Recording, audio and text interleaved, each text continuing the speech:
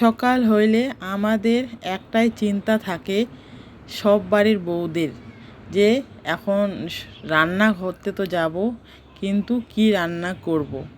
তো যাই হোক, আমি কি রান্না করব করে ভেবে ভেবে চলে গেছি কচু শাকের বাগানে। কচু শাকের বাগানে গিয়ে কচি কচি কচুর পাতা তুলে নিয়ে এসেছি। কচি কচি কচুর পাতা তুলে নিয়ে এসে একদম পরিষ্কার করে বেছে নিয়েছি। এখন হচ্ছে এটা ধুয়ে আনবো। তো সকালে এইটাই আর কি আয়োজন করেছি রান্না করার জন্য। তারপর দেখা যাক বাদ বাকি কী রান্না করি, তোমাদের সাথে পরে শেয়ার করব। আর দেখো, এই উনানে এই ভিডিওটা কিন্তু কালকের। আর পরশুদিন যেহেতু বৃষ্টি পড়েছিল, পরশুদিন আমি এই উনানে রান্না করেছি। কিন্তু এই উনানটা এত মানে ওই উনানে রান্না করতে গিয়ে আমার 12টা বেজে গেছে। কারণ উনানটা ভিজে গেছে, কিন্তু উপর থেকে বোঝা যায় না যে উনানটা ভিজে গেছে। যখন উনানটা জ্বালাচ্ছি তখন উনানটা জ্বলতে চাচ্ছে না। তাই ভেবেছি যে উনানটা হয়তো ড্যাম হয়ে গেছে। আর কালকে সকালবেলা যখন রান্না করতে এসেছি, দেখতেছি একদম উনানটা মানে ভিজে যে গেছে। এবার বোঝা যাচ্ছে যে একদম উনানটা ভিজে গেছে, এই উনানে রান্না করা যাবে না। তার জন্য আর কি আগেই তো একটা উনান বানিয়ে রেখেছি, তো সেই উনানে আর কি এখন রান্না করতেছি। জানি বর্ষা আসলেই এরকম হবে। আমি বর্ষা আসলেই আর কি উনানে রান্না করতে পারি না, কারণ উনানটা ভিজে যায়। তখন আর কি হয়, ওই গ্যাসে রান্না করতে হয়। আর এই বছর যা হয়েছে, পয়সা থাকলেও গ্যাস পাওয়া যায় না। তাই আর কি আগেই আর কি এক বুদ্ধি করে একটা ড্রামের মধ্যে উনান বানিয়ে রেখেছি। নিজেই বানিয়েছি। কেমন হয়েছে উনানটা জানি না, কিন্তু জ্বলতেছে, খুব সুন্দর জ্বলতেছে উনানটা। আর দেখো, এদিকে তোমাদের সাথে কথা বলতে বলতে আমার তো ভাত হয়েই গেছে। আর এদিকে আমি কচু শাকটাও বসিয়ে দিয়েছি। আর কচু শাকটা বসিয়ে ঢেকে দিয়েছি, দেখো অল্প একটু হয়েছে। তো এই কচু শাকটাকে আমি আরও আস্তে আস্তে করে শুকনো শুকনো করে ভাজা করব। আর ভালো করে না ভাজলে পরে তো গলায় ধরবে কচু শাকটা। তার জন্য এটা ভালো করে শুকনো করে ভাজবো। আর রান্না করার পরে কিন্তু এই কচু শাক দিয়ে যে ভাত খেয়েছি, ভীষণই ভালো লাগছে খেতে, দারুণ হয়েছে।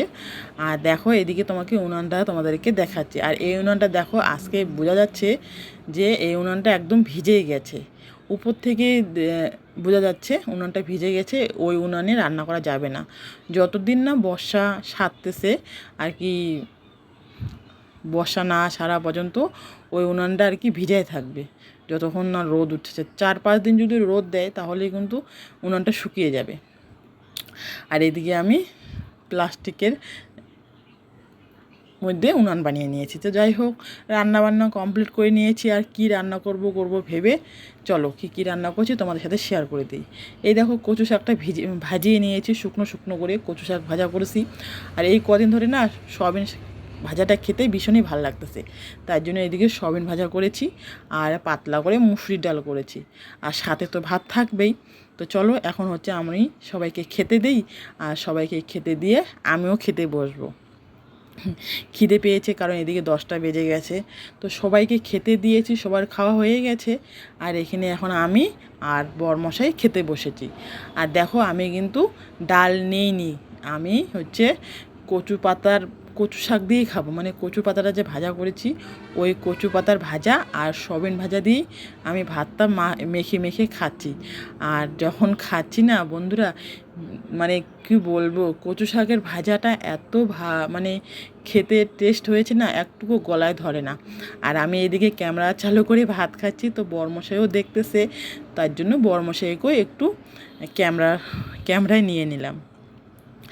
আর মানে কচু শাক দিয়েই ভাত খাওয়া দাওয়া করেছি সয়াবিন ভাজা আর কচুটা দিয়ে, দারুণ খেতে হয়েছে। তো খাওয়া দাওয়া করে বাসন কুসন মেজে অনেক কিছুই কাজ করেছি। ওই তখন ঘড়ির কাঁটায় বাজবে 11টা। খাওয়া দাওয়া করে বাসন মেজে কিছু কাপড় ছিল, সেই কাপড়গুলো এই যে ধুয়ে রোদ্রে দিয়ে দিয়েছি শুকাতে। আর প্রচুর গরম করতেছে। আর কদিন ধরে যেহেতু বৃষ্টি পড়েছিল, আর এদিকে দেখো আমি রোদ্রে দিয়েছি বালিশগুলো। ওই যে একটা কথাই আছে না, যে আমরা বাঙালি বস ঘাড় ব্যথা করলে আমরা ডাক্তারের কাছে যাই না। রোদ্রে যদি বালিশ শুকাতে দেই তাহলে আমাদের ঘাড় ব্যথা মানে সারিয়ে যায়, সেই কথাটাই বলতেছি। তো যাই হোক, আমি ঠিকঠাকভাবে বলতে পারি নাই, তোমরা বলো যে ভিডিওটা কেমন হয়েছে আর ঠিকঠাকভাবে বলতে পেরেছি কি পাইনি। তো এখন হচ্ছে খাওয়া, একটু রেস্ট করব, আর ভিডিওটা বেশি বড় করলাম না, এখানে শেষ করলাম। যদি ভালো লাগে তোমাদের ভিডিওটা আর পুরো ভিডিওটা দেখার জন্য সবাইকে ধন্যবাদ। আর এইভাবে পাশে থেকো, আর পারলে একটু লাইক কমেন্ট আর সাবস্ক্রাইব করে পাশে থেকো আমার ছোট্ট চ্যানেলে। কি আর বলবো, তোমাদের সুন্দর সুন্দর কমেন্টে আমার ভিডিও বানানোর উৎসাহটা বেড়ে যাবে। তো টাটা।